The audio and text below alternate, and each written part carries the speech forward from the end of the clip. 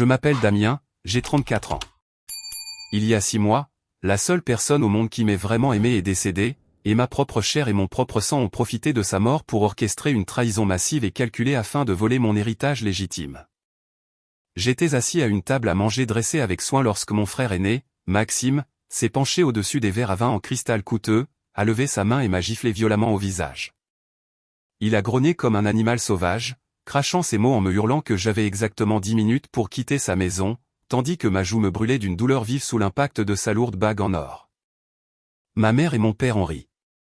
Mon père s'est penché en arrière sur sa chaise et a tapé dans ses mains pour l'encourager, affichant un large sourire comme s'il venait de voir son équipe de football préférée gagner le Super Bowl. Mais il y avait une chose immense qu'ils ignoraient complètement.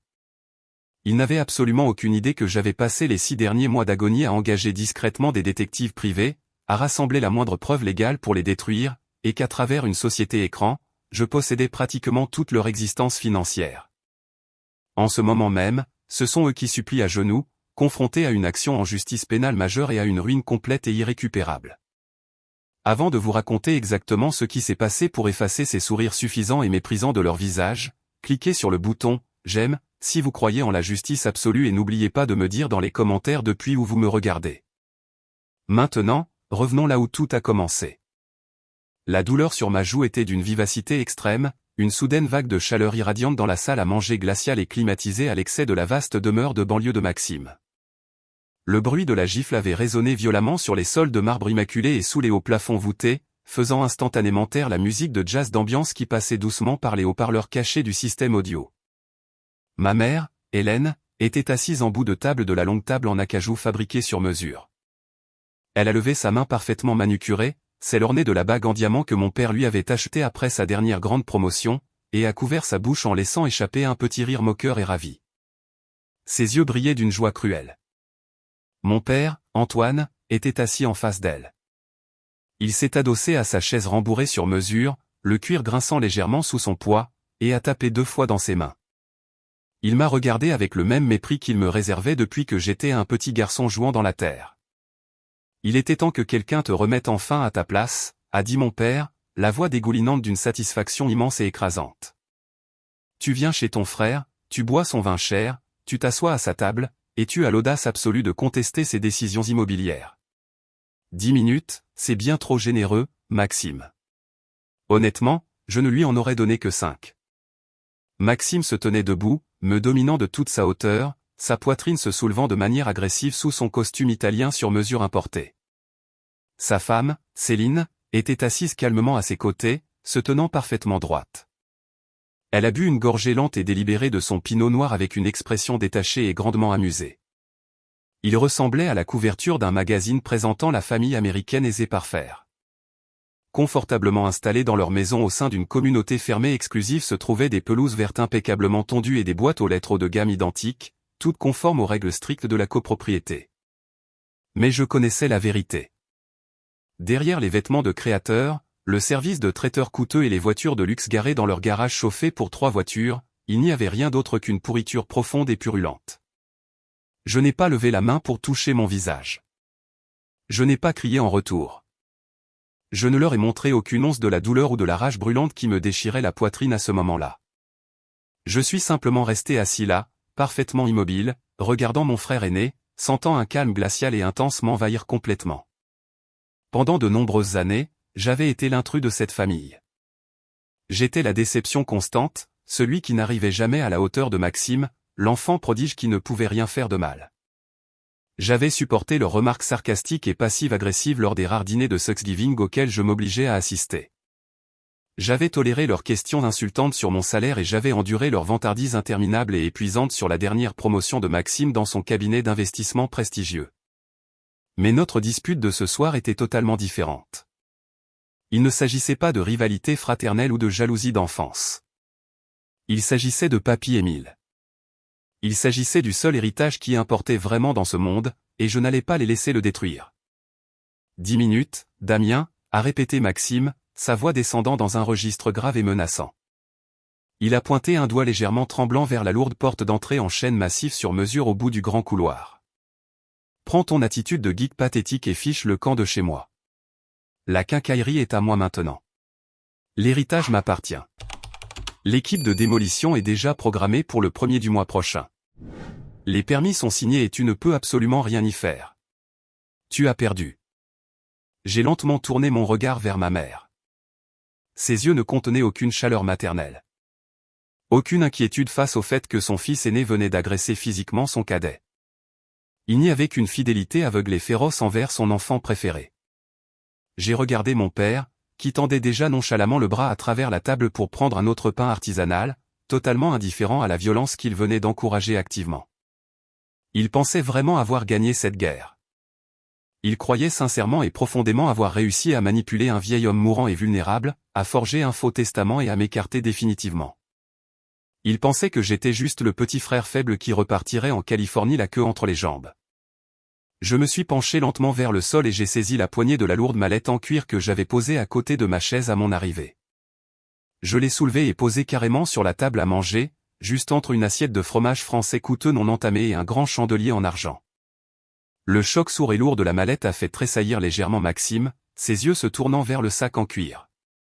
Je me suis penché en avant et j'ai ouvert les 2 fermoirs en laiton d'un coup sec. Les clics métalliques et nets ont résonné comme des coups de feu dans le silence de mort de la salle à manger. J'ai plongé la main à l'intérieur et j'en ai sorti un énorme et épais dossier Kraft. Il débordait de relevés bancaires certifiés, de dossiers médicaux lourdement caviardés, de déclarations sous serment surlignées et d'avis de saisie financière. Avec une lenteur délibérée et agonisante, j'ai soulevé le dossier et l'ai abattu violemment au centre de la table. Les verres à vin en cristal ont tremblé bruyamment, éclaboussant de vin rouge la nappe blanche immaculée. J'ai levé les yeux, croisant le regard furieux et injecté de sang de Maxime avec un sourire froid et figé qui n'atteignait pas mes yeux. Dans ce cas, vous n'avez plus que 5 minutes. La pièce est tombée dans un silence de mort, le genre de silence qui vous siffle dans les oreilles. Le sourire moqueur de ma mère s'est évanoui instantanément, remplacé par une moue de confusion profonde. Mon père s'est arrêté de mâcher son pain, la mâchoire légèrement entr'ouverte. Maxime a fixé le volumineux dossier, une lueur de panique authentique et pure traversant pour la toute première fois de sa vie privilégiée son visage parfaitement soigné. Alors que l'horloge imaginaire commençait à s'égrener dans cette salle à manger étouffante et tendue, j'ai regardé les 3 personnes qui partageaient mon ADN et je me suis demandé comment nous avions pu en arriver à ce point de non-retour. Comment une famille devient-elle un nid de vipères? Pour comprendre la catastrophe absolue de la bombe que j'allais leur jeter à la figure, il faut comprendre la décennie de mensonges vicieux, de favoritisme flagrant et de manipulation cruelle qui avait mené directement à ce moment précis. La vérité est que cette guerre n'a pas commencé lorsque Papy Émile est mort il y a 6 mois. Elle a commencé quand j'étais encore un petit enfant, balayant les sols poussiéreux d'un endroit que ma famille considérait comme totalement sans valeur. Tandis qu'il passait chaque instant à bâtir un sanctuaire monumental à l'ego fragile de mon frère, je pensais que le pire était passé après la mort de mon grand-père. Je me trompais tellement. Grandir dans notre maison signifiait vivre sous une hiérarchie très spécifique et inflexible. Maxime était le roi incontesté, l'héritier présomptif de tout trône imaginaire que mes parents pensaient posséder, et j'étais le modeste paysan autorisé à exister purement dans son ombre. Mes parents ne faisaient absolument aucun secret de leurs préférences marquées. Alors que d'autres familles normales célébraient les réussites uniques de leurs 2 enfants, Antoine et Hélène traitaient Maxime comme un investissement financier de premier ordre et me traitaient comme une pénalité fiscale fardeau qu'ils étaient forcés de payer chaque année. Maxime était le quart arrière vedette de l'équipe de football du lycée. Il était le capitaine de l'équipe de débat, le président de classe, l'enfant explicitement destiné à la Ivy League et à un bureau d'angle.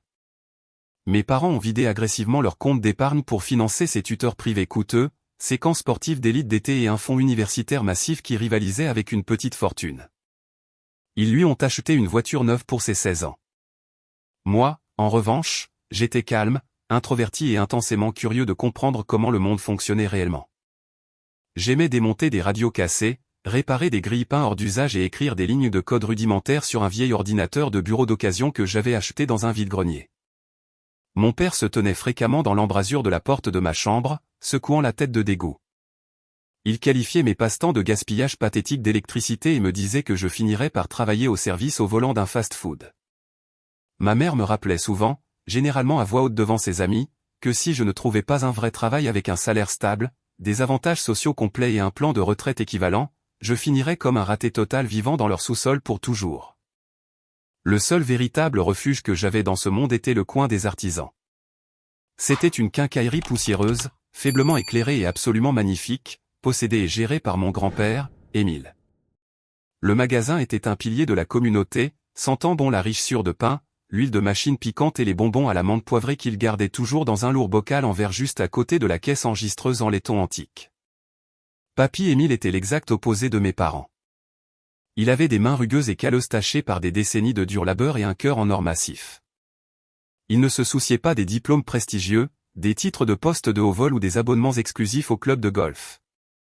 Il se souciait de faire une journée de travail honnête, de dire la vérité et de toujours veiller sur ses voisins lorsque les temps devenaient difficiles. « Tu pas un esprit de bâtisseur, Damien ?» me répétait constamment papy.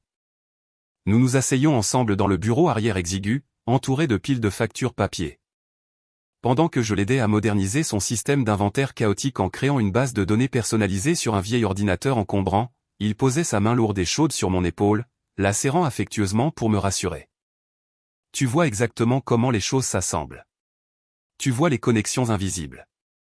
C'est un don très rare, mon garçon. Ne laisse jamais ton père te dire le contraire. Le monde change et tu vas aider à le changer. » À l'âge de 24 ans, j'ai pris une décision monumentale qui a brisé définitivement ma relation avec ma famille immédiate. J'ai décidé de rassembler mes maigres affaires et de traverser le pays pour m'installer dans la Silicon Valley afin de lancer ma propre start-up technologique. Lorsque j'ai annoncé ce projet terrifiant mais passionnant à table, la réaction de ma famille a été absolument brutale. Mon père a jeté violemment sa serviette en lin sur son assiette avec un dégoût pur. « La Silicon Valley ? Tu as perdu la tête ? Tu vas aller jouer sur des ordinateurs avec le reste des fainéants qui ont abandonné l'école. Tu gâches ta vie entière, Damien. Ne viens pas pleurer chez moi quand tu seras sans abri. Pourquoi ne peux-tu pas être plus comme Maxime ?» Ma mère a enchaîné immédiatement, se versant un autre grand verre de vin cher. Il vient d'être nommé associé junior au cabinet d'investissement. Il bâtit une véritable richesse tangible. Il vient d'acheter sa première propriété de prestige. Toi, tu poursuis une chimère ridicule. N'espère pas recevoir un seul centime de notre part quand tu seras complètement ruiné là-bas. Je n'ai pas demandé un seul centime. J'ai préparé mes sacs de sport en silence cette nuit-là. La veille de mon vol pour la Californie, j'ai marché dans les rues calmes pour dire un dernier au revoir à papy Émile au magasin de bricolage. L'endroit était presque sombre, éclairé seulement par la lueur orange et chaude des lampadaires filtrant à travers les grandes vitrines de devant. Il m'a serré si fort dans ses bras, ses vieux os me paraissant fragiles contre ma poitrine, mais son esprit semblant plus fort que jamais. Avant que je ne me dégage, il a glissé la main dans la poche de sa chemise en flanelle délavée et a pressé une enveloppe en papier épaisse et usé dans ma main. À l'intérieur se trouvaient $5000 en billets neufs de $100. C'était une part massive de ses économies personnelles de toute une vie. « Crée quelque chose qui compte vraiment, mon garçon » a-t-il chuchoté, ses yeux bienveillants brillants de larmes contenues. « Cet endroit, ce magasin, sera toujours là pour toi. C'est ton héritage quand je ne serai plus là. Maintenant, pars là-bas et bâtis ton propre empire. » Ces premières années en Californie ont été un enfer absolu et implacable. Je vivais dans un minuscule appartement infesté de cafards avec 3 autres gars. Nous survivions grâce à des ramen bon marché, du café bas de gamme et de la pure adrénaline. Nous codions jusqu'à ce que nos yeux saignent littéralement. Je travaillais dans un emploi de vente au détail épuisant et démoralisant chez Walmart pendant la journée, juste pour payer ma part du loyer, et je développais mon logiciel tard dans la nuit. Il y a eu tellement de moments sombres où j'ai voulu abandonner et tout arrêter. Où l'épuisement était si lourd que je tenais à peine debout. En ces instants de détresse, je regardais la petite photo encadrée de papy Émile posée sur mon bureau en désordre, et je forçais mes doigts à continuer de taper. Lentement, douloureusement, le vent a fini par tourner.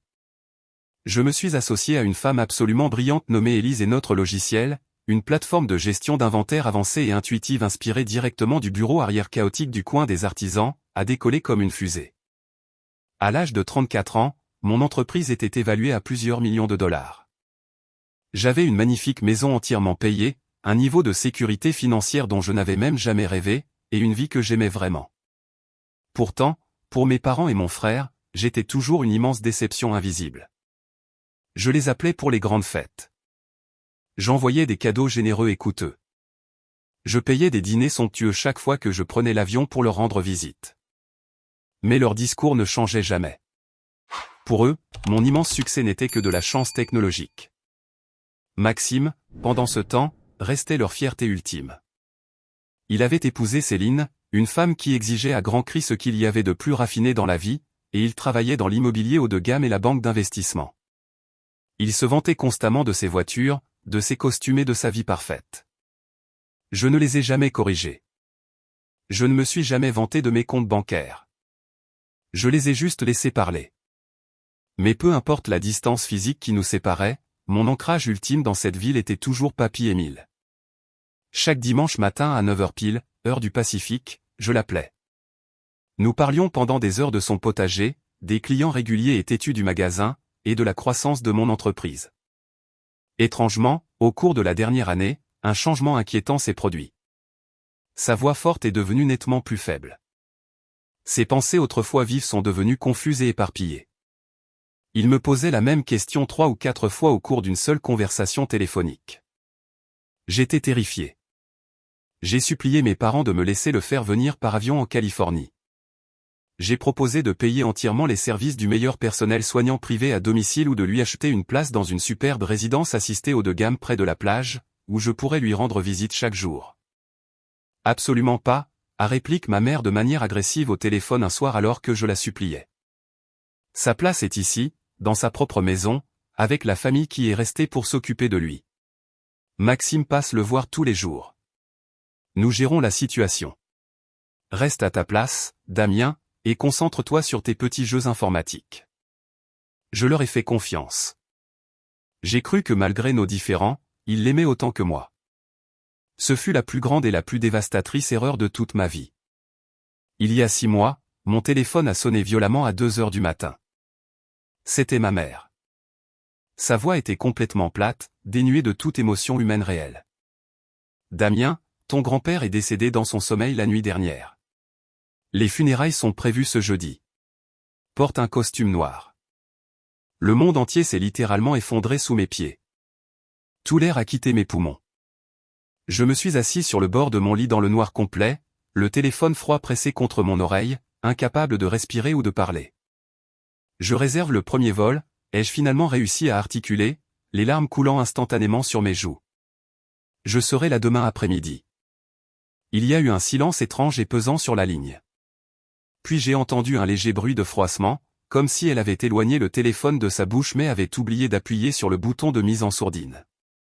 Dans le calme de ma chambre sombre, je l'ai clairement entendu chuchoter à quelqu'un debout juste à côté d'elle, une voix qui ressemblait exactement, de façon indubitable, à celle de Maxime, Dieu merci.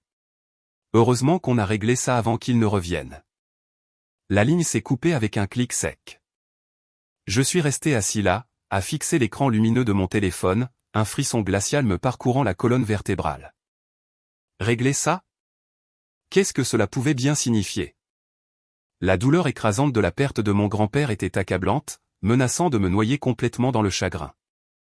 Mais sous les larmes, un signal d'alarme minuscule mais incroyablement aigu s'est mis à résonner bruyamment dans un coin de mon esprit. J'ai préparé mon costume le plus sombre, réservé un vol de nuit et je suis retourné dans la ville toxique que j'avais fui 10 ans plus tôt, totalement inconscient du fait que je marchais droit dans un piège méticuleusement planifié et profondément diabolique. Les funérailles n'étaient que le début du cauchemar. Le ciel au-dessus du cimetière de la ville avait la couleur d'un fer lourd et meurtri, crachant un crachin froid, misérable et incessant qui traversait les épaules de mon manteau de laine sombre. Le service funéraire de Papy Émile était bondé jusqu'au bord. Il était une institution adorée dans cette ville, un homme qui avait accordé des crédits de magasin à des familles en difficulté et donné des outils pour chaque projet d'école locale. Alors que je me tenais à la limite de la fosse ouverte, regardant le cercueil en bois verni descendre lentement dans la terre, je me sentais totalement dévasté et vide à l'intérieur. À quelques pas de moi se tenait ma famille, interprétant une deuil théâtrale magistrale pour les habitants de la ville qui les observaient. Maxime tenait un grand parapluie noir au-dessus de sa femme, Céline, tout en essuyant subtilement des larmes que je savais, au fond de moi, être complètement fabriquées. Céline portait une robe de deuil noir de créateur qui coûtait probablement plus cher qu'une voiture d'occasion fiable, affichant un air parfaitement tragique. Ma mère s'appuyait lourdement et dramatiquement sur le bras de mon père, sanglotant doucement dans un mouchoir en dentelle et acceptant avec empressement les condoléances sincères de l'élite fortunée de la ville avec une grâce tragique bien répétée. Ils m'ont complètement ignoré. Ils ont à peine reconnu ma présence physique. Quand j'étais arrivé chez mes parents la veille, directement depuis l'aéroport, portant mes bagages et le cœur brisé, j'avais été traité exactement comme une vague connaissance légèrement agaçante faisant une visite particulièrement importune. Alors que la foule nombreuse commençait à se disperser lentement vers ses voitures pour échapper à la pluie glaciale, un vieil homme dans un costume gris délavé et trop grand s'est approché lentement de moi. C'était le vieux meunier, une figure permanente du coin des artisans, qui avait travaillé fidèlement aux côtés de Papy Émile pendant plus de 30 ans. Son visage marqué par le temps était pâle, et ses yeux étaient rougis et gonflés d'avoir pleuré. « Damien » a murmuré Meunier d'une voix rauque, saisissant ma main froide avec une force surprenante et désespérée. « Je suis tellement désolé, mon garçon. Il t'aimait tellement. Il parlait de toi chaque jour. Tu le sais, n'est-ce pas? » « Je le sais, Meunier, » ai-je dit doucement, ravalant ma salive et essayant désespérément de garder ma voix stable. J'aurais seulement voulu pouvoir le voir une dernière fois. Ma mère m'a dit qu'il allait bien. Je ne savais pas que la fin était si proche. Personne ne m'a prévenu. Meunier a froncé profondément les sourcils, ses sourcils gris et broussailleux se rapprochant. Il a regardé nerveusement autour de lui, se déplaçant pour s'assurer que Maxime et mon père s'éloignaient bien hors de portée de voix avant de reprendre la parole. « Allez bien, Damien ?» Il était absolument misérable et tellement seul. J'ai essayé de lui rendre visite chez lui ces derniers mois, mais ton frère, Maxime, montait toujours la garde devant la porte d'entrée, me renvoyant brutalement. Il disait qu'Émile était trop fatigué pour recevoir des visites. Mais j'ai fait le tour par l'arrière une fois et j'ai vu Émile à travers la fenêtre du salon. Il était simplement assis là, dans son fauteuil préféré, fixant le mur d'un regard vide, comme un fantôme. Il n'arrêtait pas de te réclamer, Damien. Je l'ai entendu à travers la vitre. Pourquoi ne l'as-tu jamais rappelé? J'ai ressenti une douleur soudaine et d'une violence inouïe exploser dans ma poitrine, comme si quelqu'un venait de me poignarder entre les côtes. De quoi parlez-vous, Meunier? Je l'appelais chaque dimanche, chaque semaine sans faute. Parfois 2 fois par semaine. Meunier a secoué la tête lentement, l'air profondément confus et triste. Les 3 derniers mois, sa ligne téléphonique fixe était complètement coupée. Maxime m'a dit qu'il l'avait fait débrancher parce qu'il disait qu'Émile ne savait plus s'en servir et n'arrêtait pas d'appeler de mauvais numéros. Maxime a dit à Émile, et il nous a dit à tous au magasin, que tu étais juste trop occupé par ta vie luxueuse et importante en Californie pour consacrer du temps à un vieil homme mourant. L'air glacial et humide a été complètement chassé de mes poumons. Je suis resté là, paralysé, fixant la terre sombre et fraîche entassée à côté de la tombe. Les pièces de ce puzzle effroyable commençaient à s'assembler rapidement dans mon esprit, formant une image écœurante et révoltante. Il l'avait délibérément isolé. Il l'avait intentionnellement coupé de moi. Il l'avait laissé mourir en croyant que je ne me souciais pas de lui. Mais la profondeur terrifiante et calculée de leur trahison ne m'est apparue pleinement que 2 jours plus tard, alors que nous étions assis dans le bureau étouffant et lambrissé de Maître Valois, le notaire de longue date de la famille. Le bureau de Maître Valois sentait fort le café brûlé éventé et le vieux papier en décomposition. Mes parents, Maxime, Céline et moi étions assis dans de lourds fauteuils en cuir disposés en demi-cercle face à son imposant bureau en chêne. Maître Valois s'est raclé bruyamment la gorge, ajustant nerveusement ses lunettes à monture métallique en regardant l'épaisse pile de documents étiquetés comme les dernières volontés et le testament d'Émile Thorne. Je n'étais pas assis là pour l'argent. J'avais amplement assez d'argent par moi-même. J'étais assis là parce que Papy m'avait fermement promis, depuis que j'avais 14 ans, que le coin des artisans serait à moi pour le protéger et le gérer. Nous avions passé d'innombrables heures à dessiner des plans détaillés pour préserver la façade historique en briques tout en modernisant complètement la gestion des stocks et la chaîne d'approvisionnement en arrière-boutique. C'était notre rêve partagé. C'était son héritage ultime. Venons directement au bien principal, a dit Maître Valois d'une voix monotone et habituelle, bien qu'une goutte de sueur fût visiblement en train de perler sur son front. La propriété commerciale est l'entité commerciale officiellement connue sous le nom de Le Coin des Artisans. Selon le testament récemment révisé, qui a été signé, attesté et daté d'exactement 2 semaines avant le décès de M. Thorne, l'intégralité de la succession, y compris le magasin, l'inventaire et le terrain de grande valeur sur lequel il se trouve, est légué uniquement et exclusivement à son petit-fils aîné, Maxime Thorne. La pièce entière s'est mise à tourner violemment autour de moi. J'ai serré les accoudoirs en cuir épais de mon fauteuil si fort que mes articulations sont devenues instantanément blanches comme de l'os. J'étais absolument certain d'avoir mal entendu. Attendez, arrêtez. Quoi? C'est légalement impossible. Papy et moi avons longuement parlé de la transition de propriété du magasin en ma faveur il y a tout juste 6 mois.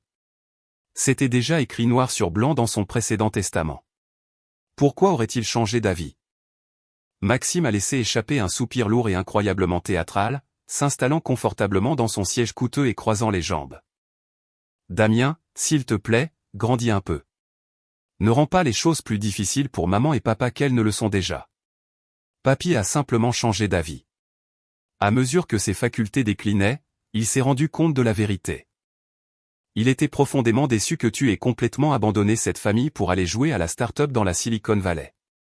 Il voulait explicitement que le magasin aille à quelqu'un qui est resté ancré dans cette communauté. Quelqu'un de financièrement responsable. Financièrement responsable, ai-je répliqué instantanément, ma voix s'élevant brusquement et résonnant contre les livres de droit alignés sur les murs. Tu n'as pas mis les pieds dans cette quincaillerie depuis que nous sommes adolescents, Maxime.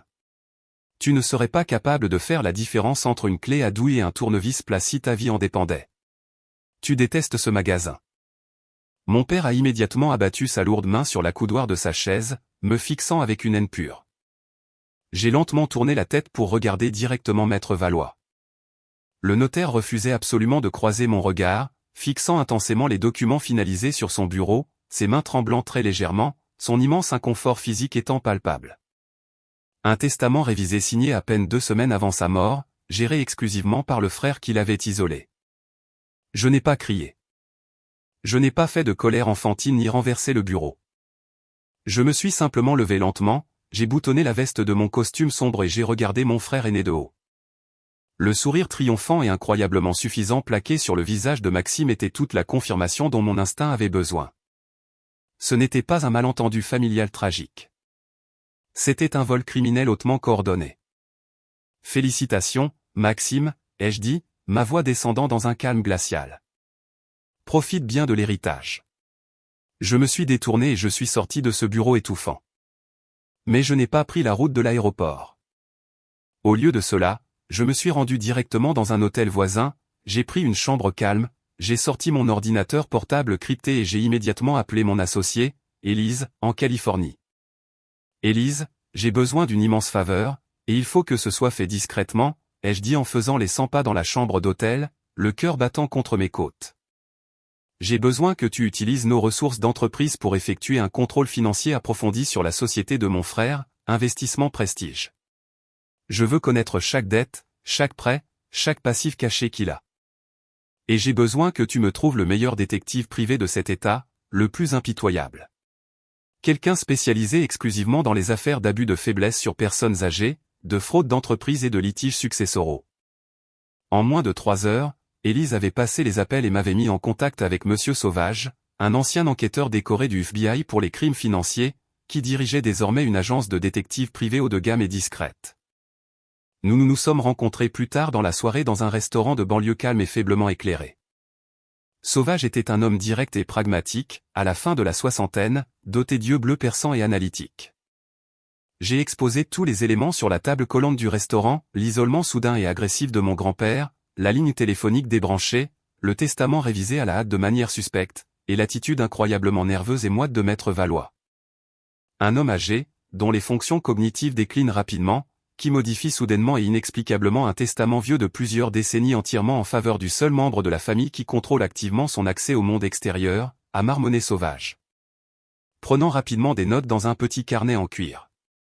Damien, c'est un cas d'école classique d'abus de faiblesse et de maltraitance sur personnes âgées, mais le prouver devant un tribunal pour faire annuler le testament nécessite des preuves en béton et incontestables. Nous avons besoin de ces dossiers médicaux privés, de témoignages sous serment et, surtout, d'un mobile financier majeur. Maxime travaille dans l'immobilier haut de gamme, ai-je dit en me frottant les yeux de fatigue. Il vit dans une maison de plusieurs millions de dollars. Il conduit une Porsche. Pourquoi risquerait-il de commettre un délit majeur pour une quincaillerie poussiéreuse et en difficulté? Sauvage a levé les yeux, tapotant son stylo d'argent en rythme contre la table. Les gens ne volent que lorsqu'ils sont absolument désespérés ou incroyablement cupides, Damien. Généralement, c'est une combinaison mortelle des deux. Je commencerai à fouiller sa vie dès demain matin. Mais je devais te prévenir, ce que nous allons découvrir dans l'ombre va détruire de manière permanente la moindre illusion de famille qu'il te reste. Ils ont détruit cette illusion eux-mêmes à l'instant où ils l'ont laissé mourir en pensant que je ne l'aimais pas, ai-je répondu, la voix dure comme la pierre. Brûle tout, sauvage. Trouve l'essence. Les 3 semaines d'agonie qui ont suivi ont été une véritable leçon de maîtrise de la souffrance contrôlée. Tandis que je retournais en Californie pour gérer mon entreprise technologique, me forçant à sourire lors des réunions du conseil d'administration et à maintenir la façade convaincante du jeune frère vaincu et en deuil, Sauvage s'est mis au travail dans l'ombre de ma ville natale. Et ce que son enquête a rapidement mis au jour était bien plus écœurant et désespéré que tout ce que j'aurais pu imaginer dans mes pires cauchemars. Je suis retourné dans ma ville natale dans le secret le plus absolu, en utilisant un faux nom pour la réservation d'hôtel, afin de rencontrer Sauvage et son nouveau témoin clé, l'infirmière Coralie. Coralie était une femme d'une 50aine d'années, douce et profondément épuisée, qui avait été engagée par une agence médicale locale pour fournir des soins palliatifs à domicile à Papy Émile durant ces derniers mois difficiles. Nous nous sommes rencontrés dans la salle de conférence sécurisée du bureau discret de Sauvage, en plein centre-ville.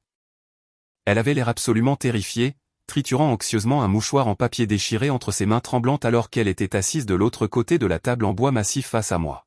« J'ai besoin que vous lui racontiez exactement ce que vous m'avez dit hier, Coralie », l'a encouragé doucement Sauvage, allumant un petit enregistreur vocal numérique et le plaçant au centre de la table. Coralie a pris une profonde inspiration tremblante, me regardant avec des yeux empreints d'un profond et hantant remords. « Je suis tellement désolé, Damien. J'aurais dû en parler aux autorités bien plus tôt.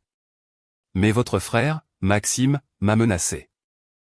Il m'a dit qu'il avait des avocats puissants et qu'il ferait révoquer définitivement ma licence d'infirmière et ruinerait ma vie entière si j'osais interférer dans ses affaires de famille privée.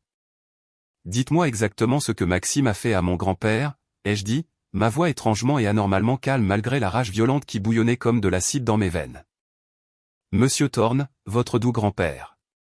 Il parlait de vous constamment, a commencé Coralie, une lourde larme coulant sur sa joue ridée. Et vous aimez tant, mais Maxime m'a donné des ordres écrits extrêmement stricts. Absolument aucun appel téléphonique ne devait être transféré dans sa chambre. Il a intercepté physiquement toutes vos lettres auprès du facteur. Lorsque vous envoyiez ces magnifiques et coûteux colis de soins depuis la Californie, Maxime me les arrachait des mains et les jetait directement dans la benne à ordures derrière la maison. Il s'asseyait près du lit d'Émile et lui répétait sans cesse que vous aviez cessé d'appeler parce que vous étiez trop occupé à gagner de l'argent et que vous ne vous souciez plus de lui. Sous la table, mes mains se sont contractées en poings si serrés que mes ongles se sont enfoncés profondément dans mes paumes, faisant perler de petites gouttes de sang. Il ne s'était pas contenté de voler ses biens physiques. Il lui avait brutalement volé sa paix de l'esprit. Il l'avait torturé. Ils avaient délibérément laissé un homme bon mourir dans une agonie émotionnelle, persuadé que son petit-fils préféré l'avait abandonné. C'est nettement pire, est intervenu Sauvage, faisant glisser une épaisse pile de documents médicaux surlignés vers moi à travers la table. Regarde de près les registres de médication quotidiens du dernier mois. Coralie a pointé un doigt tremblant vers une entrée spécifique datée d'exactement 2 semaines avant la mort de Papy. Émile suivait un protocole de gestion de la douleur très standard à faible dose. Mais la semaine où le notaire, Maître Valois, devait venir à la maison, Maxime m'a explicitement ordonné de doubler sa dose de morphine liquide et de lui administrer un sédatif puissant non prescrit. Il prétendait haut et fort qu'Émile souffrait le martyre et se montrait agité. Je savais que c'était une médication bien trop lourde pour son poids corporel. Cela l'a rendu incroyablement confus. Il avait de graves hallucinations. Il ne savait même plus en quelle année nous étions, Damien. Il pensait que sa défunte épouse était assise dans la pièce.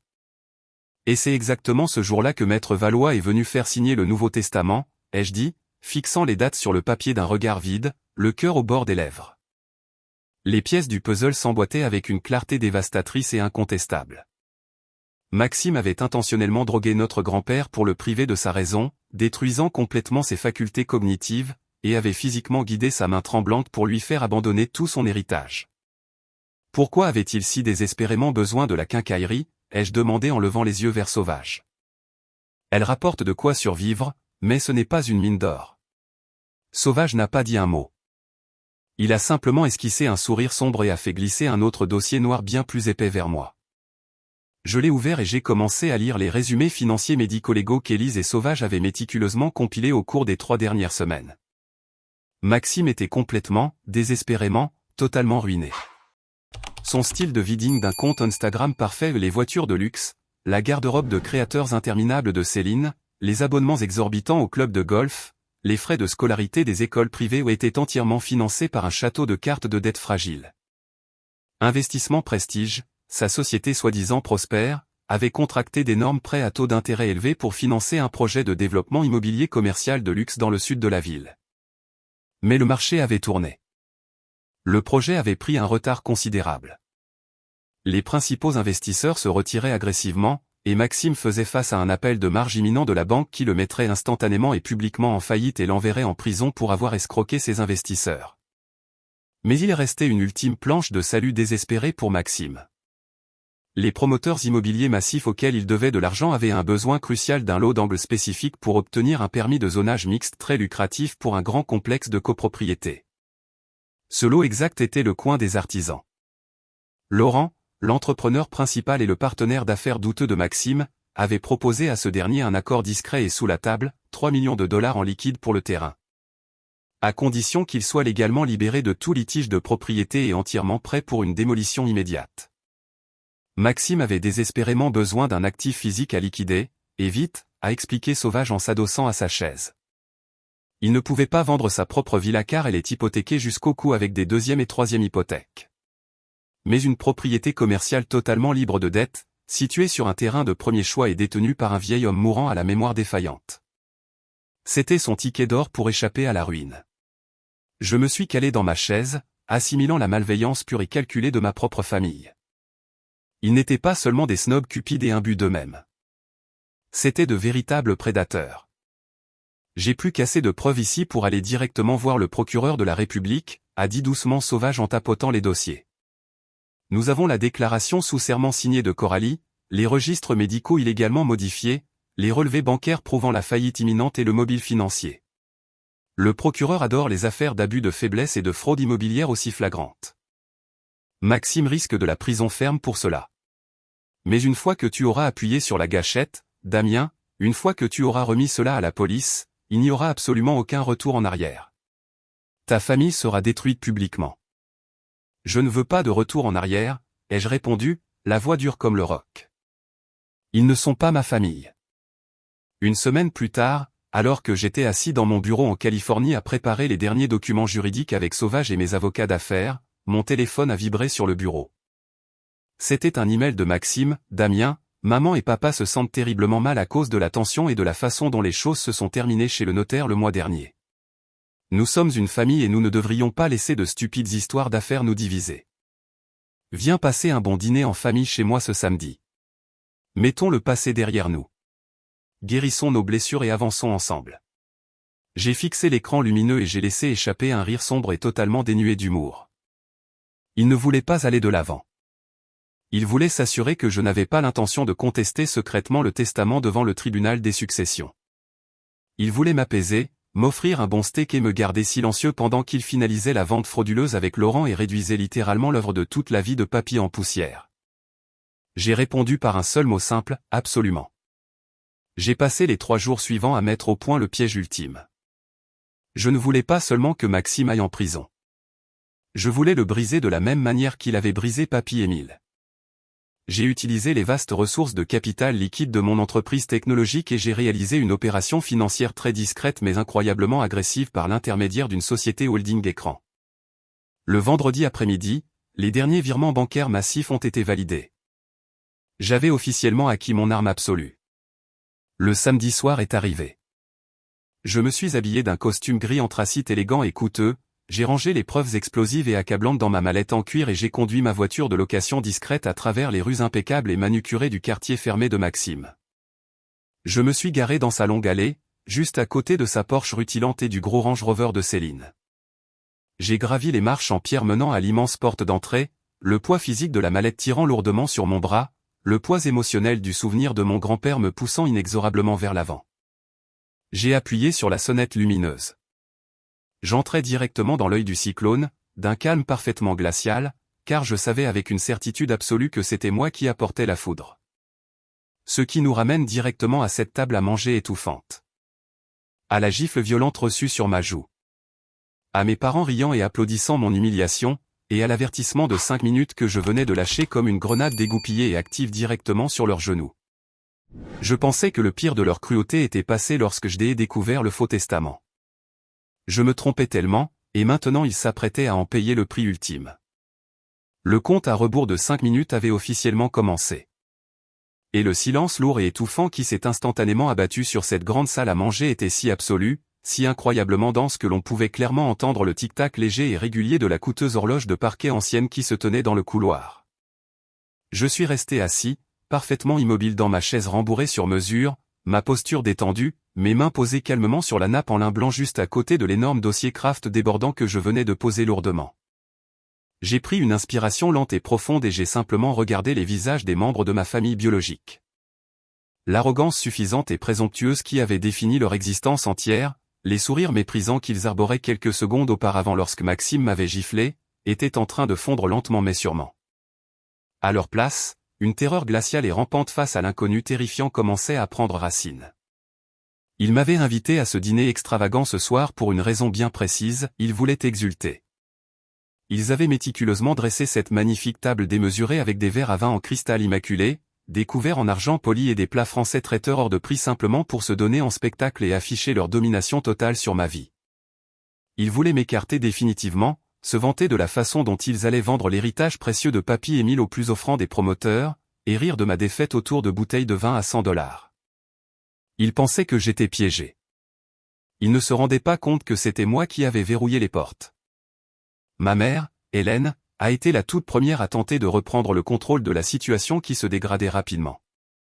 Elle a ajusté nerveusement son lourd collier de diamants posé sur sa clavicule, se tenant un peu plus droite sur sa chaise comme si sa posture parfaite pouvait d'une manière ou d'une autre la protéger de la réalité. Elle s'est forcée à afficher un sourire très artificiel et incroyablement condescendant, me traitant exactement comme un enfant turbulent qui venait de faire une crise de colère dans un supermarché. « Damien, qu'es-tu en train de faire, enfin ?» a-t-elle demandé d'un ton grondeur et douloureusement familier, qu'elle avait toujours utilisé pour me rabaisser quand j'étais enfant. Mon père, Antoine, a rapidement enchaîné, le visage tournant au rouge de colère.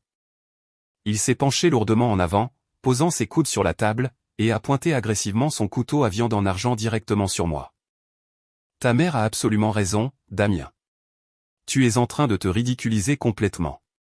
Tu penses pouvoir revenir dans cette ville avec ton faux argent de la technologie californienne et nous intimider. Tu te crois plus malin que tous les autres dans cette pièce. Maxime est l'exécuteur légal et dûment documenté de la succession de ton grand-père. Un juge des successions du comté a déjà signé les documents officiels il y a des semaines. C'est une affaire légalement contraignante et complètement close. Quelle que soit l'enquête d'amateur bidon que tu penses avoir menée, elle n'a absolument aucune valeur dans le monde réel. Maintenant, range ta petite mallette en cuir et disparais de ma vue avant que je n'appelle la police locale pour te faire arrêter physiquement pour violation de domicile et harcèlement. Je n'ai pas scié. Je n'ai pas haussé la voix pour répondre à ces éclats agressifs.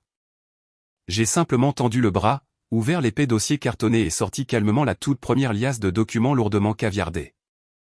Première minute, ai-je dit, ma voix résonnant de manière froide et limpide contre les murs de marbre poli, coupant court à leur fanfaronnade pathétique comme une lame de rasoir. J'ai fait glisser un épais dossier agrafé sur la table en acajou verni, le poussant directement vers Maxime jusqu'à ce qu'il s'arrête juste à côté de son vin renversé. Parlons du concept juridique de la gestion de la succession, papa, et pendant que nous y sommes, parlons d'une grave fraude médicale.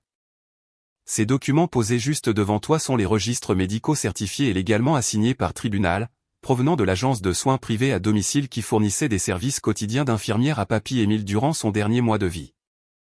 Maxime a fixé les papiers. Il n'a pas tendu le bras pour les toucher. Ses mains sont restées figées près de son assiette. Les couleurs s'effaçaient rapidement de son visage parfaitement bronzé, le laissant d'une pâleur maladive, terrifiante et sincèrement épouvantée. Céline, sa femme matérialiste, a cessé de boire son pinot noir. Elle s'est penchée légèrement pour examiner les documents, ses sourcils parfaitement dessinés se fronçant dans une confusion sincère et non feinte. Elle ne connaissait visiblement pas toute l'étendue horrifiante des crimes que son mari avait commis dans l'ombre. Je n'ai pas simplement mené une enquête d'amateur, papa, ai-je poursuivi, maintenant un contact visuel délibéré et soutenu avec mon frère aîné. J'ai engagé un détective privé de premier ordre, pas un simple enquêteur local avec un appareil photo. J'ai engagé un ancien enquêteur décoré du FBI pour les crimes financiers. Il a passé les 3 dernières semaines d'agonie à disséquer toute ta vie cachée. Maxime, nous nous sommes assis dans une salle de conférence hautement sécurisée et nous avons mené un entretien sous serment, entièrement enregistré et juridiquement contraignant, avec l'infirmière Coralie. Tu te souviens de Coralie, Maxime? C'est cette femme calme et terrifiée que tu as coincée agressivement dans le couloir. C'est la femme que tu as explicitement menacée de faire radier de l'ordre des infirmières de l'État, promettant de détruire sa carrière et sa vie entière si elle osait un jour parler aux autorités de ce que tu la forçais à faire derrière les portes closes de la chambre. Tu mens, a bégayé Maxime, sa voix perdant soudainement toute son autorité tonitruante et arrogante. Il a déglouti avec une immense difficulté, sa pomme d'Adam oscillant nerveusement dans sa gorge tandis qu'une perle de sueur apparaissait à la racine de ses cheveux. Coralie est une ancienne employée folle et profondément aigrie. Je l'ai licenciée parce qu'elle était totalement incompétente et qu'elle volait des médicaments. Tout ce qu'elle t'a raconté est une pure invention malveillante destinée à se venger de moi. Est-ce une invention que tu as délibérément et intentionnellement débranché la ligne téléphonique fixe de Papy pour qu'il ne puisse pas appeler à l'aide? Ai-je demandé, ma voix s'élevant légèrement, les années de colère juste et brûlante commençant enfin à transparaître sous ma façade calme et calculée. Est-ce une invention que tu t'es tenu physiquement devant la porte d'entrée comme un gardien de prison pour renvoyer illégalement ses amis de toujours? Tu as chassé le vieux meunier. Tu as dit à tout le monde qu'il était bien trop fatigué pour voir qui que ce soit. Tu l'as agressé psychologiquement en l'isolant du monde entier. Tu as personnellement intercepté le facteur et jeté mes lettres manuscrites directement dans la benne à ordures extérieure. Tu as délibérément laissé cet homme bon et doux assis dans un salon sombre, complètement seul avec ses souvenirs vacillants, persuadé que son petit-fils préféré l'avait lâchement abandonné. Tu l'as torturé psychologiquement, Maxime. Ma mère a laissé échapper un cri étouffé, hautement théâtral, agrippant sa poitrine à 2 mains comme si elle venait d'être frappée physiquement par une batte de baseball. Damien, comment oses-tu? Comment oses-tu accuser ton propre frère, ta propre chair, de choses aussi monstrueuses? Maxime a sacrifié son temps précieux au cabinet pour s'occuper d'Émile. Il était dans cette maison chaque jour pour s'assurer qu'il ne manquait de rien.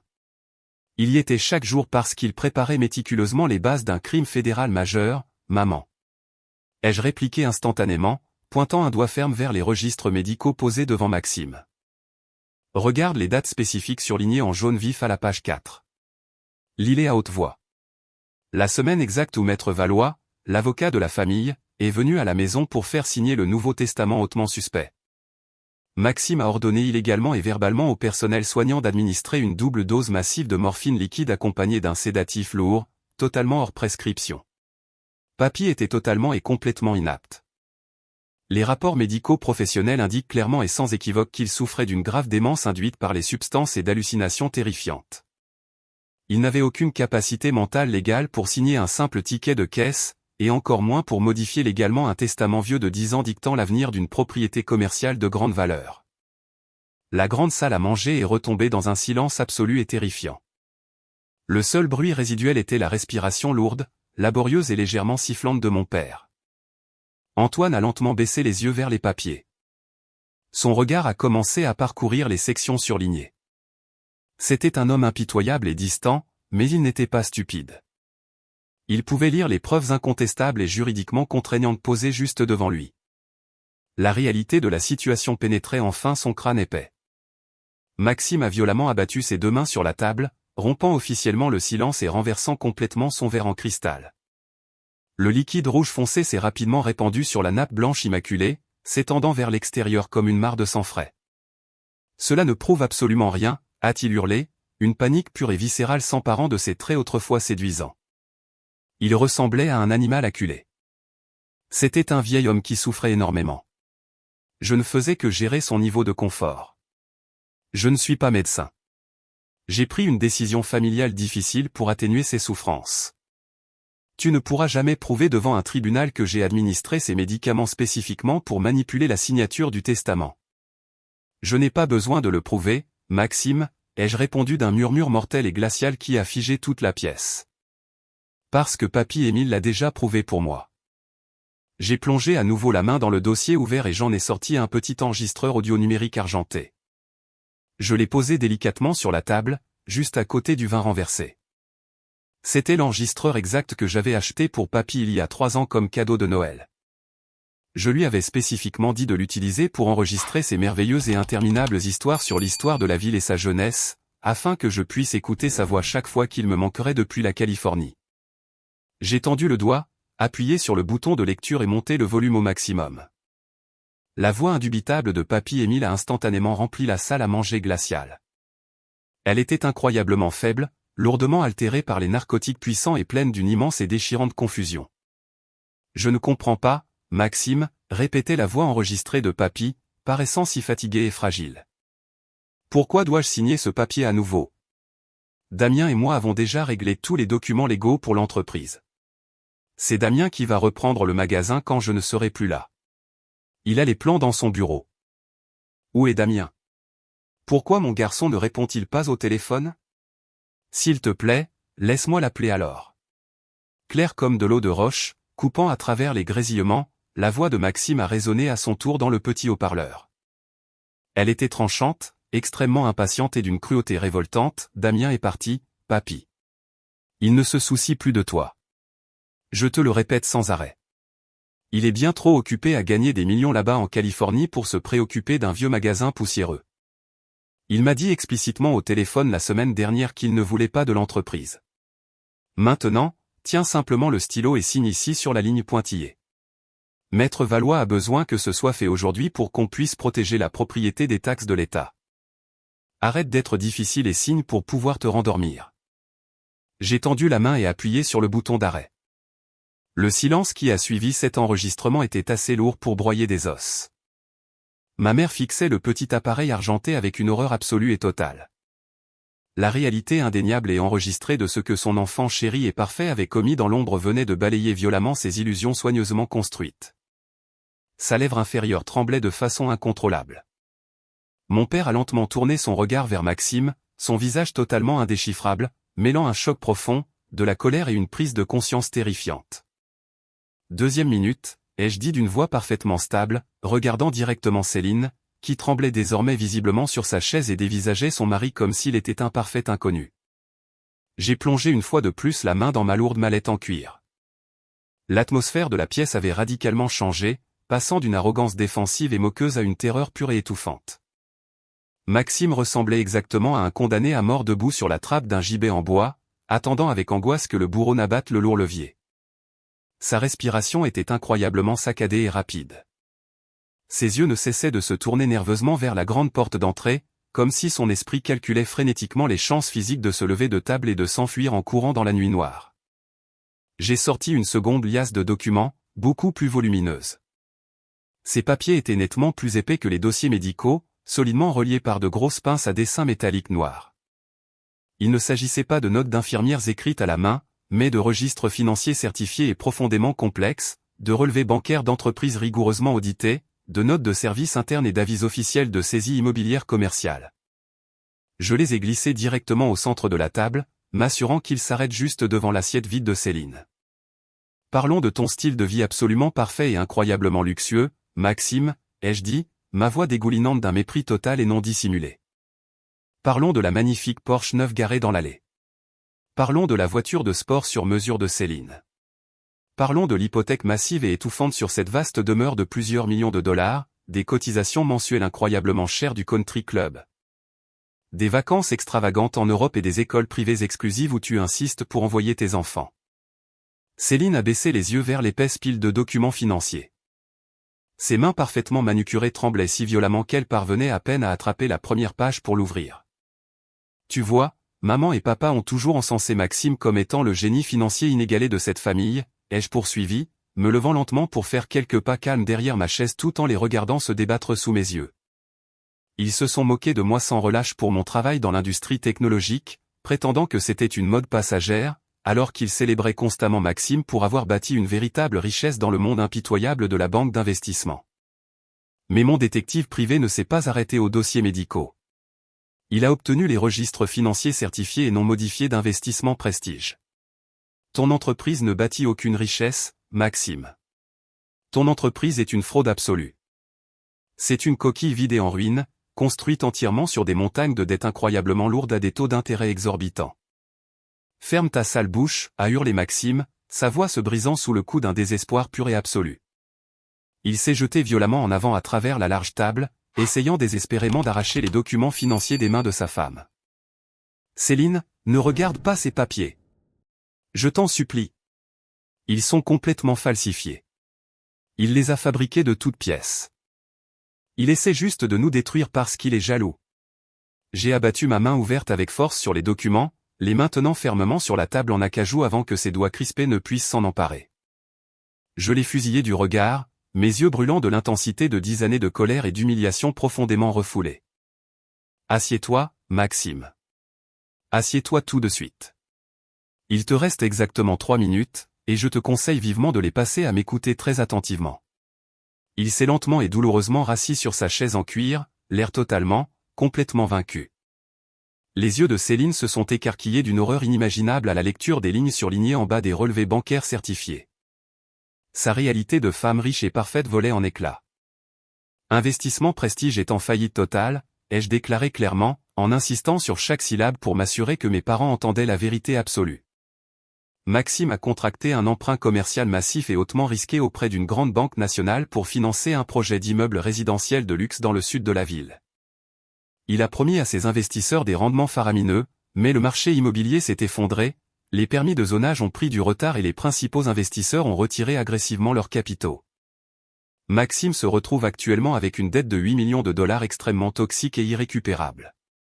Il fait face à un appel de marge imminent et légalement contraignant de la part du principal créancier commercial. S'il ne produit pas miraculeusement 3 millions de dollars de liquidités d'ici la fin absolue de ce mois, la banque saisira absolument tout ce qu'il possède. Ils prendront la Porsche, ils prendront l'autre voiture de sport, ils saisiront immédiatement cette magnifique demeure, et Maxime fera probablement face à une inculpation fédérale majeure pour avoir activement fraudé ses investisseurs restants en leur dissimulant les pertes. Ma mère s'est mise à pleurer à chaudes larmes. Pas ses pleurs habituels, délicats, manipulateurs et fins pour gagner une dispute ou s'attirer de la sympathie. C'étaient de vrais sanglots laids, saccadés, nés d'un désespoir profond et viscéral. Sa réalité parfaite et hautement mise en scène, son statut social élevé au sein de la communauté aisée s'évaporait en fumée sous ses yeux. Maxime avait donc désespérément besoin d'un actif physique à liquider, ai-je expliqué à l'Assemblée, enfonçant le dernier clou dans son cercueil. Céline s'est levée si rapidement que sa lourde chaise s'est renversée en arrière, s'écrasant bruyamment sur le sol en marbre. Elle a baissé les yeux vers Maxime avec un mépris si pur et si flagrant que c'en était presque terrifiant à voir. Tout l'amour fin et les manières de la haute société avaient disparu en une fraction de seconde. Tu m'avais dit que tout allait bien, a-t-elle sifflé, la voix tremblante d'une rage intense et d'un sentiment de trahison. Tu m'as regardé dans les yeux la semaine dernière pour me dire que l'entreprise était florissante. Tu m'as menti sur toute la ligne. Tu m'as acheté des boucles d'oreilles en diamant alors que nous étions complètement ruinés. Céline, s'il te plaît, mon cœur, écoute-moi. J'allais régler ça, a plaidé pitoyablement Maxime, tendant ses mains tremblantes vers elle par-dessus la table. La vente de la quincaillerie allait couvrir l'appel de marge massif. J'avais l'acheteur sous la main. Tout allait rentrer dans l'ordre. J'ai fait ça pour nous. 4e minute, ai-je interrompu à voix haute, ma voix tranchant leur dispute conjugale pathétique comme un couperet de boucher fraîchement aiguisé. Tu parles sans arrêt de l'appel de marge, Maxime. Tu parles de la banque qui saisit agressivement tes biens, mais il y a une dernière pièce maîtresse du puzzle que tu n'as pas. J'ai plongé la main dans la poche intérieure de la veste de mon costume sur mesure et j'en ai sorti lentement un unique document officiel sur papier filigrané épais. C'était un acte notarié officiel de transfert de propriété de dette commerciale. Je l'ai posé délicatement sur la table, juste au-dessus du vin rouge renversé, laissant le liquide sombre teinter légèrement les bords du document. Quand j'ai découvert par l'intermédiaire de mon enquêteur à quel point tu étais profondément endetté, ai-je dit, un sourire lent et sincèrement terrifiant s'affichant enfin sur mon visage, j'ai réalisé quelque chose de très important. J'ai réalisé que me contenter de remettre ces preuves à la police et de t'envoyer dans une prison fédérale pour abus de faiblesse n'était tout simplement pas une punition suffisante. Je voulais démanteler minutieusement chaque aspect de ta vie entière. Je voulais que tu ressentes exactement la même impuissance que celle qu'a ressentie Papy lorsque tu lui as confisqué son téléphone. J'ai donc utilisé les immenses ressources financières de mon entreprise technologique de la Silicon Valley. J'ai demandé à mes avocats de créer une société holding financière anonyme et discrète. Et hier matin, cette holding a contacté de manière agressive ton principal créancier commercial. Maxime a fixé l'unique feuille de papier, ses yeux injectés de sang s'écarquillant démesurément. La prise de conscience terrifiante de ce que j'étais en train de dire a frappé son cerveau de plein fouet. Il s'est littéralement arrêté de respirer, ses lèvres perdant toute couleur. « J'ai racheté ta dette, Maxime », ai-je murmuré, me penchant au-dessus de la table pour que mon visage ne soit qu'à quelques centimètres du sien. J'ai remboursé la Banque nationale en totalité, et ils ont légalement transféré l'intégralité du portefeuille financier de 8 millions de dollars directement à ma société écran privé. Tu comprends ce que cela signifie concrètement dans le monde réel? La grande banque ne possède plus ta maison. La banque ne possède plus tes voitures de luxe. C'est moi qui les possède. Je suis ton unique et absolu créancier. Je détiens personnellement l'hypothèque de la demeure au-dessus de ta tête. Et en tant que seul propriétaire légal de ta dette colossale, j'ai lancé de manière agressive la procédure d'appel de marge finale ce matin même. Elle prend pleinement effet juridiquement lundi matin à 8h pile. La destruction absolue et totale de l'immense ego fragile de Maxime était un spectacle saisissant à observer. Il s'est littéralement effondré sur lui-même. Il a laissé tomber sa tête lourdement dans ses mains, ses doigts tirant frénétiquement sur ses cheveux parfaits, laissant échapper un gémissement aigu et pathétique, un son que je n'avais jamais entendu sortir de la bouche d'un homme adulte. Il était complètement, irrévocablement brisé. Mon père, l'homme qui avait constamment dénigré mon intelligence et ma carrière durant toute ma vie, est resté figé sur sa chaise. Il ne me regardait plus comme une déception, mais comme un monstre calculateur absolu qu'il ne pouvait même pas commencer à comprendre. Je ne m'étais pas contenté de gagner une dispute. J'avais légalement, financièrement et émotionnellement anéanti leur existence même. Faisons une courte pause. Merci d'être resté avec moi jusqu'ici. Vous êtes vraiment formidable. S'il vous plaît, aidez-moi en aimant la vidéo et en écrivant le chiffre 1 dans les commentaires ci-dessous pour me montrer que vous m'avez accompagné jusqu'à ce point de l'histoire. Cela aide non seulement d'autres personnes à découvrir ce récit, mais cela me montre aussi que mon vécu trouve un écho chez quelqu'un. Votre soutien est ma plus grande source de motivation pour continuer à partager la suite de ce parcours. 5e minute, ai-je dit doucement, en regardant le cadran de ma montre-bracelet. Votre temps est officiellement écoulé. J'ai calmement refermé le lourd dossier Kraft, verrouillé avec soin les fermoirs en laiton de ma mallette en cuir et je l'ai saisi par sa poignée solide. Le silence étouffant de la pièce n'était rompu que par les pleurs bruyants de ma mère dissimulant son visage dans ses mains, son maquillage complètement gâché, et par la respiration saccadée et paniquée de mon frère. Juste au moment où je me détournais pour me diriger vers le grand couloir, la lourde porte d'entrée en chêne s'est ouverte brusquement avec un grand fracas. Ce n'était pas la police, du moins pas encore. C'était Maître Valois, le notaire de la famille.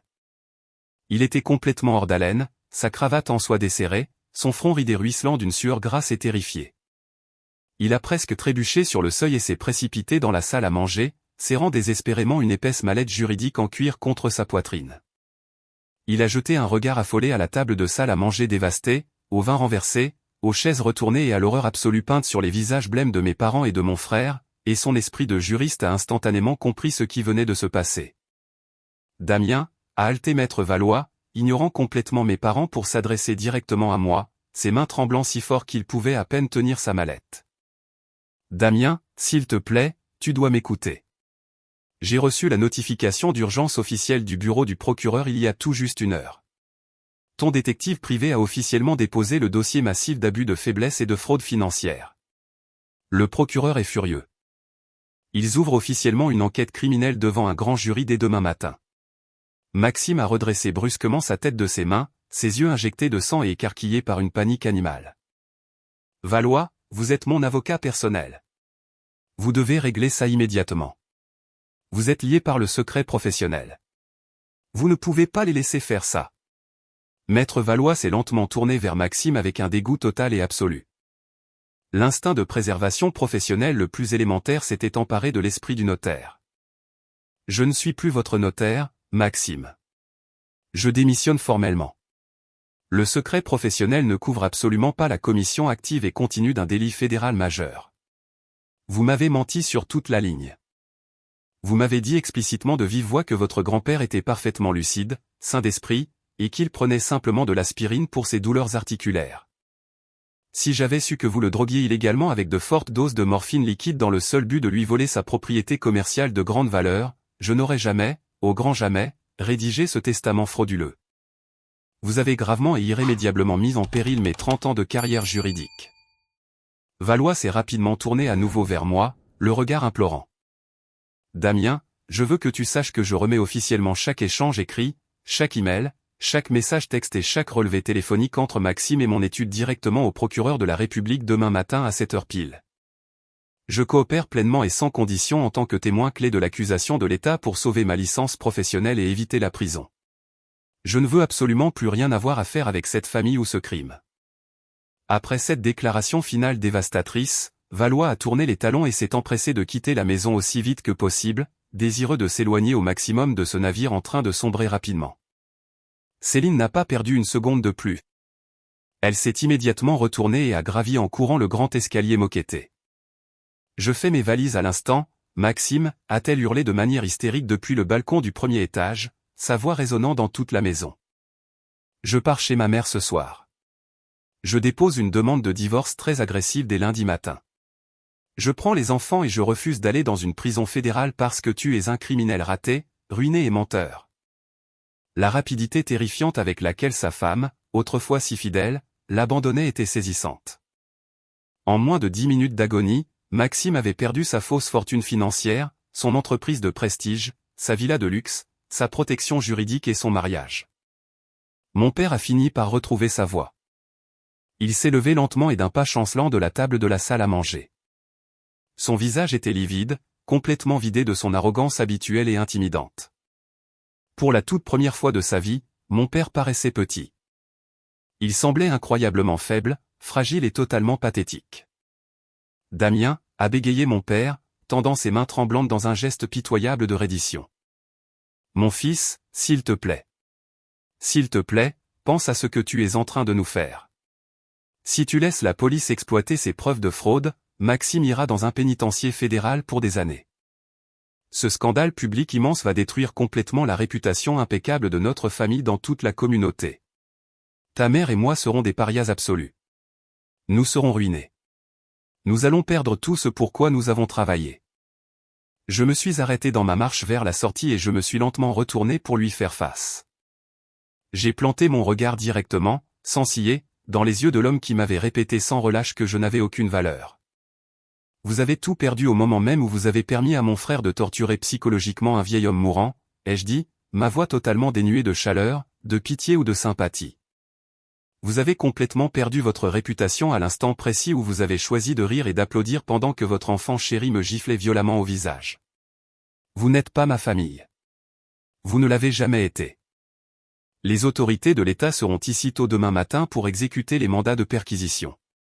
Je vous conseille vivement d'utiliser le peu d'argent qu'il vous reste sur votre compte d'épargne pour engager un très bon avocat pénaliste. » J'ai tourné le dos à mes géniteurs pour toujours et j'ai franchi fièrement la lourde porte d'entrée. L'air frais et vivifiant de la nuit a fouetté mon visage, et pour la toute première fois en 6 mois de souffrance, j'ai pris une grande inspiration, propre et libérée de tout fardeau. Je suis monté dans ma voiture de location, j'ai démarré le moteur et j'ai quitté ce quartier résidentiel fermé, laissant ma famille biologique complètement détruite derrière moi, au milieu des ruines fumantes qu'ils avaient eux-mêmes provoquées. Fidèle à ma parole, le marteau de la justice s'est abattu avec une rapidité brutale et implacable. Lundi matin à 8h pile, ma société Écran a officiellement exécuté l'appel de marge massif. Comme on pouvait s'y attendre, Maxime s'est révélé incapable de produire miraculeusement les 3 millions de dollars en liquide, et mes avocats ont immédiatement lancé une procédure agressive de saisie immobilière. Dès le mercredi après-midi, de gros camions de saisie sont arrivés devant la demeure.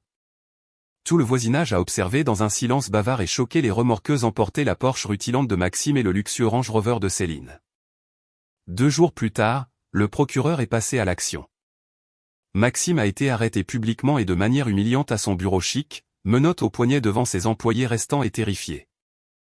Il a été formellement inculpé par un grand jury de plusieurs chefs d'accusation graves, notamment d'abus de faiblesse sur personnes âgées, de vol qualifié et de fraude massive aux successions.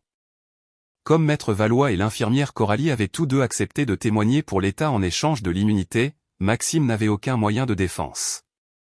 Il a fini par s'effondrer et accepter un accord de plaidoyer de culpabilité pour éviter un procès public long et humiliant, ce qui lui a vu infliger une peine de 5 ans d'emprisonnement ferme dans un pénitencier fédéral.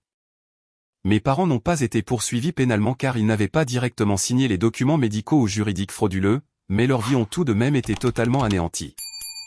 L'immense et inévitable scandale public a ruiné leur réputation sociale. Ils ont été officiellement exclus du country club. Ils ont été contraints de vendre discrètement leur magnifique maison uniquement pour payer les honoraires d'avocat exorbitants de Maxime, finissant par emménager dans un petit appartement exigu et déprimant à la périphérie de la ville.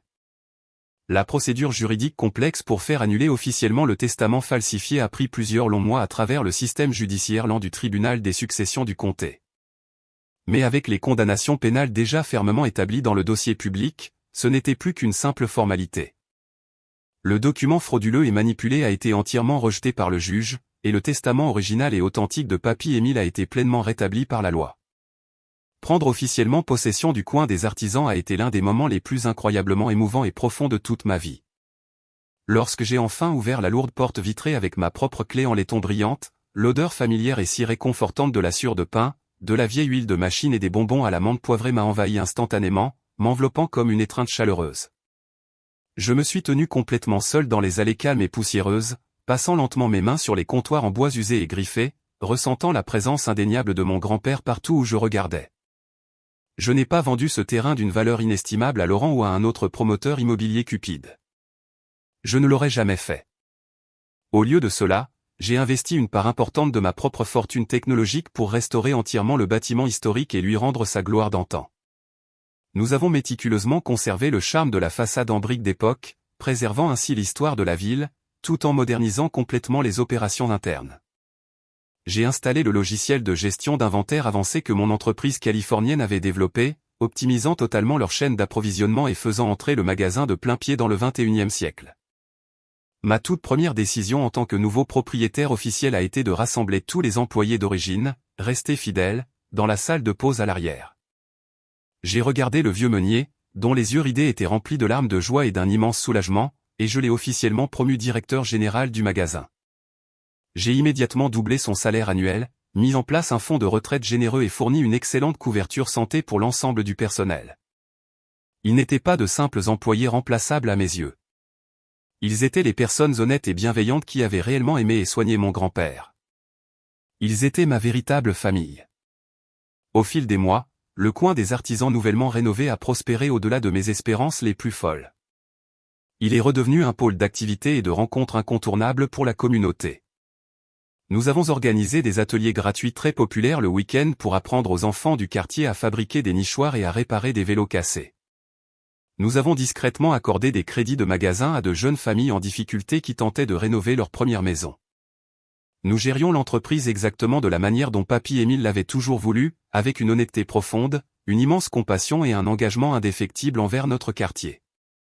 Durant cette période d'intense guérison personnelle, mes parents ont fait plusieurs tentatives désespérées et pitoyables pour revenir dans ma vie. Ils m'ont envoyé d'incroyables et longues lettres tachées de larmes, s'excusant pour ce qu'ils appelaient leur égarement temporaire et un terrible malentendu. Ils ont laissé des messages vocaux désespérés et larmoyants sur mon téléphone, me suppliant de leur apporter une aide financière, affirmant qu'ils ne pouvaient tout simplement pas payer leur nouveau loyer et que leur santé se dégradait. Je n'ai jamais répondu à aucun de leurs appels. J'ai renvoyé toutes leurs lettres sans même les ouvrir, avec la mention « Retour à l'expéditeur ». J'ai pris conscience d'une vérité psychologique profonde et salvatrice au cours de ce voyage douloureux. J'ai compris que le pardon véritable ne nécessite pas toujours une réconciliation physique. J'ai fini par pardonner à mes parents et à mon frère d'être des personnes faibles, égoïstes et matérialistes, uniquement pour ne plus avoir apporté le poison toxique de leur haine dans mon propre cœur. J'ai refusé de laisser leur obscurité consumer ma lumière.